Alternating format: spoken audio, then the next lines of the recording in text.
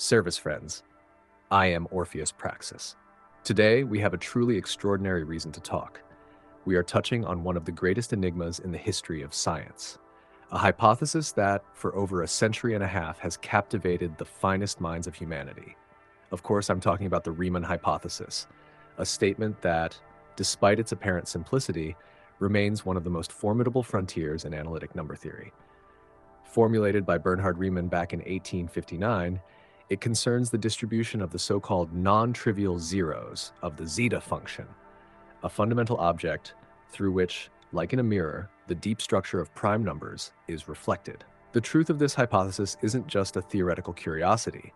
Its proof would have enormous implications for cryptography, for the architecture of mathematics itself. It's no surprise then that for the past 100 years, many have tried to ascend this intellectual peak. One of the most elegant approaches was suggested by David Hilbert and George Polya, an idea centered on finding a special self-adjoint operator whose spectrum coincides with the imaginary parts of the zeta function's nontrivial zeros.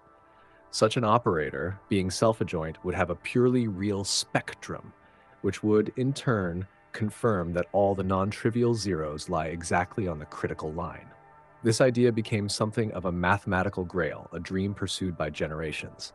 And now, in March of 2025, a paper appears in open access authored by two independent researchers, Preece and Bateman. In it, they make a bold claim. We have constructed such an operator. It exists, it is self-adjoint, and it proves the Riemann hypothesis. It sounds almost fantastical. What's more, they claim that this operator does not live in a classical Hilbert space, but in a special fractal Hilbert space.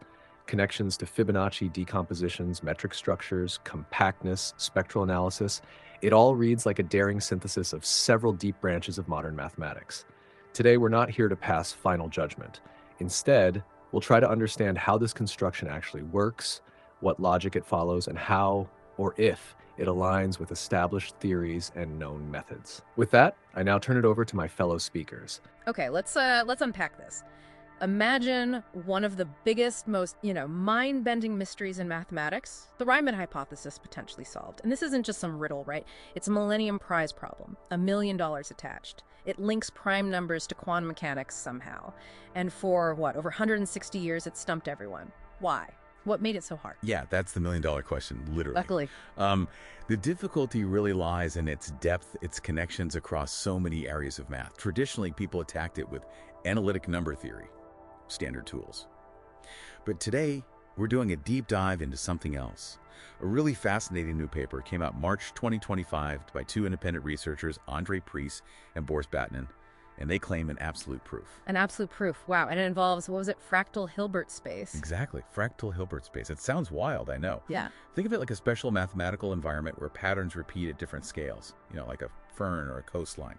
Self-similarity. Okay, so fractal space, that's the new angle. So their approach is groundbreaking because they're weaving together these seemingly unrelated ideas. That's it, precisely. And our mission in this deep dive is really to get into the core ideas behind this claimed breakthrough. Yeah. We want to understand why this approach, this mix of concepts, is potentially so powerful. And for you listening, this is like a shortcut to understanding maybe the next frontier of mathematical thinking. All right, let's start with the basics again. The Riemann hypothesis itself. Remind us. Okay, so the hypothesis claims that all the interesting solutions, the non-trivial zeros of a specific function, the Riemann zeta function, all these zeros lie perfectly on one specific line in the complex plane, the critical line. Meaning their real part is exactly 1/2. Exactly 1/2. And why we care, fundamentally, is that this pattern, if true, tells us something incredibly deep about how prime numbers are distributed. Primes seem random, but this suggests a hidden order. Okay. And Preece and Batnin's novel approach starts with fractal number theory, using Fibonacci numbers. Yeah, they use something called Zeckendorf decomposition. It's maybe less known, but really elegant. Basically, it says any whole number can be written uniquely as a sum of Fibonacci numbers, but with a catch, you can't use consecutive ones. Right, like a unique Fibonacci code for every number. Exactly, a unique fingerprint. And this isn't just a party trick. This decomposition lets them build what they call a hierarchical fractal scale. They use a specific ratio, lambda, which involves the golden ratio phi and pi. It's fundamental. Okay, phi over pi. Right. And using this scale, they construct their special playground, the Fractal Hilbert Space. It's a space designed from the ground up to respect these fractal self-similar properties they uncovered via Fibonacci. And inside this fractal space, they define an operator, a spectral operator. Yes. Think of it like a special mathematical machine, L, operating within this fractal world. It's defined pretty simply, actually. LFN equals A times N to the power of B plus C, with specific values for A and B tied back to phi and pi. Okay, so they built the space, now they have a tool operating inside it. How does this connect back to Riemann? This is where it gets really interesting.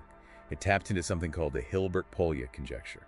This was an old idea, or a hope, really, that maybe the Riemann zeros correspond to eigenvalues, sort of like the natural frequencies or energy levels of some special operator, a self-adjoint one. And Hilbert just suggested this operator might exist. Right, it was a suggestion. What Priest and Vatanen claim is that they didn't just suggest it, they found it. They constructed this operator L within their fractal Hilbert space. Okay, constructing the operator is huge, but then the critical step, the absolute linchpin, is proving it's self-adjoint. Why is that property so essential? What does it do? Great question. Being self-adjoint is, it's a kind of perfect mathematical symmetry. And the crucial consequence is this.